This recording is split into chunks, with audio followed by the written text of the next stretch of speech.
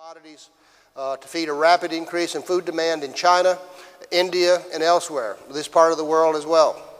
Biofuel demand is also rapidly increasing demand for grains and veg oils. So the result has been a major increase in prices for all food and feed commodities and in consumer feed prices, or feed and food prices. And I think the global political pressures are building. And in fact, this morning, there's word out of Washington I read that the Congress may look like in the current agriculture bill that they're passing, reduce the subsidy for ethanol. There's a governor of Texas has asked for a waiver from the mandate for ethanol use in the state of Texas because of rising impact on rising grain prices and rising fuel prices.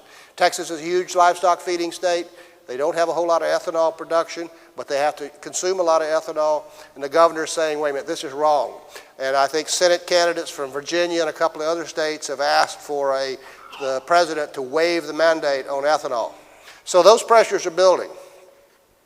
Then there's the other issues, biofuels versus the environment. If you go back, who were the big advocates besides Farmer for biofuels? It was Greenpeace,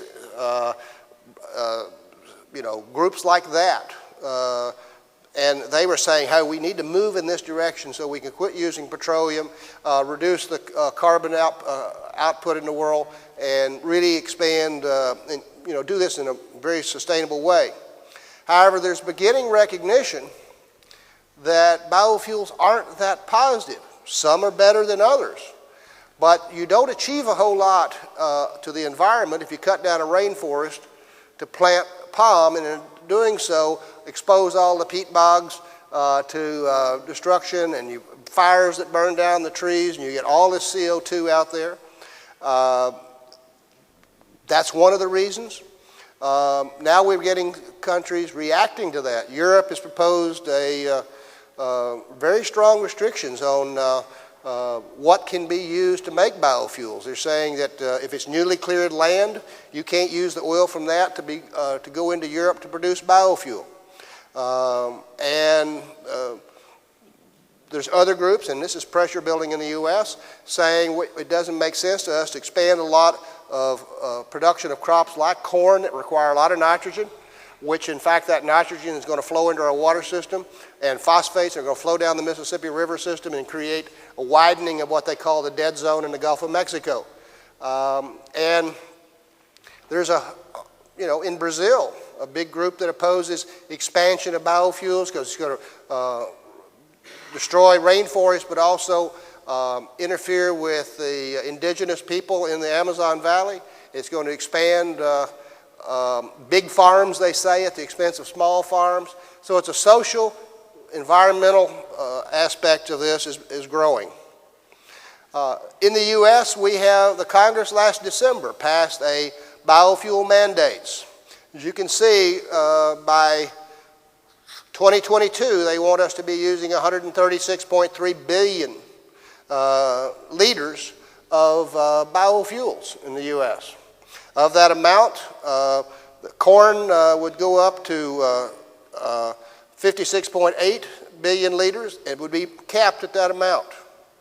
But they want to expand the use of biomass or cellulose, would start off and go up to a total of 60.6 billion liters by 2022. And biodiesel goes in and starts by 2012 will go to 3.8 billion liters and stay at that level throughout that period. There's no question that if we want to, we can do the corn. We can do it. That's not a problem. We're going to have the plants built. We can do the biodiesel, although it would cause a lot of stress in the system to make that much biodiesel. It is not clear at all we can do the cellulose or biodiesel, the biomass portion, because we yet don't have the technology. And there are many technical restrictions other than the technology that limit biofuels. This is U.S. ethanol production. And again, 1 billion liters, 6.2 billion in 2000. We're projecting in 2007, 24.6 billion liters. And that's a pretty steady, rapid rise. This is our production capacity in the United States for 27.4 billion liters projected for 2008.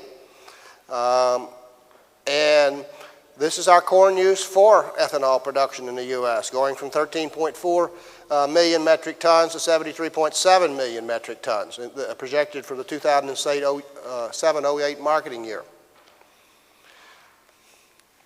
This tells you how fast our ethanol industry is growing in the U.S. This is monthly U.S. production of ethanol in 2007.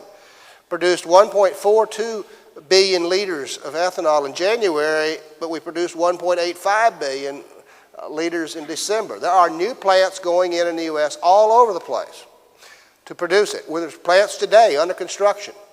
When 2 years ago, you probably could make close to $2 a gallon profits. I mean, there was huge profits in ethanol. It's going to be $1 a gallon. Now it's down to 15 cents, 10 cents. With all this new capacity coming on, it's much like we're talking about in the shipping industry. We're adding all these additional ships now being built, and the ship owners have been making record profits in the last year or two. But as new ships come on stream, there are going to be more ships chasing limited amount of cargo, and the rates are going to collapse. And the same thing in ethanol. We're going to have a lot more plants producing ethanol, and it's going to be increasingly they're fighting for a limited market and with high input costs, and I think you're going to see some plants really get in trouble. In fact, we've already had 3 or 4 plants in the U.S. close. Either they are in the wrong location, they got really caught big in their margin calls as prices ran up and their banks cut off their credit. A lot of reasons. And then, of course, there's this issue. It's the global corn ending stocks to use ratio. I showed this yesterday, but as you can see, we're really going down in our stocks to use ratio. And with that, we have to have a good crop every year. If we have the drought that I discussed yesterday, then there's going to be a real problem in corn prices spiking very high and probably making ethanol uncompetitive. But the problem is we've got mandates. You have to use the stuff. You have to blend it with the fuel. Now, you get a payment from the government to doing it, but the question that everyone has is you have to mandate to use it, but what if nobody can produce it at a price that's profitable? You can't mandate the use of something that doesn't exist. And that's the push-pull that's coming in the future. This is the big issue. This is corn futures prices. $6.20, I believe, today on the board. We are used to living with $1.75 to $2.50 futures prices. Now we've got $6 plus. That's a little bit different if you're looking at running an ethanol plant with those kind of input costs. Now, a lot of those people, of course, had their future demand hedged, but those hedges are running out. Now they're looking at trying to lock in corn at $6, and they're shaking their heads and saying, I don't know how this fits. Under any circumstance, biofuels are unlikely to be a major contributor to meeting U.S. Fuel needs. U.S. gasoline consumption in 2006 was equivalent of 535 billion liters. U.S. diesel consumption totaled about 242 billion liters. Ethanol mandates will reach 24.8% of current gasoline consumption by 22 if we can come up with 60.6 billion liters of biomass ethanol to produce. Otherwise, we're not going to be able to make that amount. And I think it's important to know that that's the volume. But when you get to net energy gains, assuming that ethanol is 30 to 35%, and that's the best estimates, the highest estimates of energy gain, you really then start saying how much did we gain by doing all this industry, and it drops back to down maybe 7 or 8%. The difference is, of course, the energy that you use in producing ethanol. A lot of it is coal, natural gas, things that we don't put fuel in our cars. And the big issue that we have in the U.S. is what are we going to run our cars on?